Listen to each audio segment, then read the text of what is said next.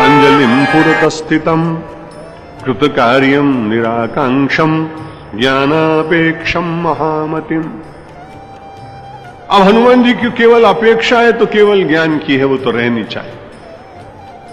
और ज्ञानी नाम अग्रगण्यम, ये गोस्वामी तुलसीदास जी ने कहा भी, आप सबको याद भी वो श्लोक।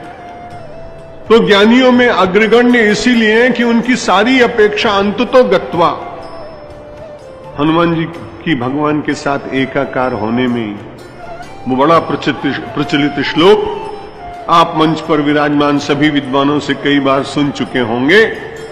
इतना सारा कार्य हो जाने के बाद ये बड़ी विचित्र बात है कि हमारा आपका जब कभी मिलन होता है तो हम एक दूसरे का परिचय प्राप्त करते हैं। एक व्यक्ति कहता है मैं व्यापारी हूं, दूसरा कहता है मैं प्राध्यापक हूं, तीसरा कहता है मैं सन्यासी हूं।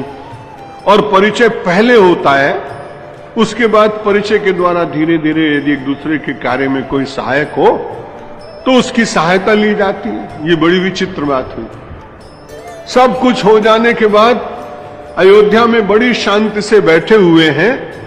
एक दिन भगवान ने कहा, अरे हनुमान जी आपका परिचय तो दीजिए। बोले महाराज बड़े हो बुद्धिमान, सब कामकाज करा लिया, अब मेरा परिचय पूछ रहे हो। कभी कभी स्वामी और सेवक का विनोद भी तो होता है, बड़ा आनंद आता है उसमें। उन्होंने कहा मैंने तो अपने परिचय के संबंध में कभी सोचा ही नहीं, अब मेरे नाथ आप ही पूछ रहे हो तो आपके प्रश्न का उत्तर तो देना पड़ेगा। तो बोला कौन सा परिचय दूं, ये भी बड़ी कठिन बात। मेरे तो 3 परिचय हैं।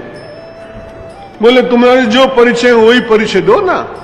तो उन्होंने कहा हमारा देह दृष्टया तो दासो हम, जब मैं देह में रहकर कार्य करता हूं तब तो मैं आपका सेवक होता हूं। देह दृष्टया तु दासो हम और जीव दृष्टया त्वदंशकः, और जब जीव के भाव में होता हूं तब मैं आपका अंश होता हूं।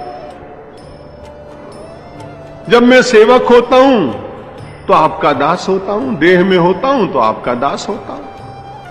जब जीव भाव में होता हूं तब मैं आपका अंश होता हूं। और बोला महाराज तीसरा परिचय में बुरा मत मानना, तो बोलूं नहीं तो चुप रहो। भगवान ने कहा अरे मैंने तेरा परिचय पूछा, चुप रहने की क्या बात है, बोल तो सही। तो हनुमान जी ने कहा महाराज बुरा मत मानना, जब मैं कभी आत्मा की दृष्टि से देखता हूं तो हनुमान और राम कहीं अलग दिखते नहीं, राम में हनुमान और हनुमान में राम दिखाई देते।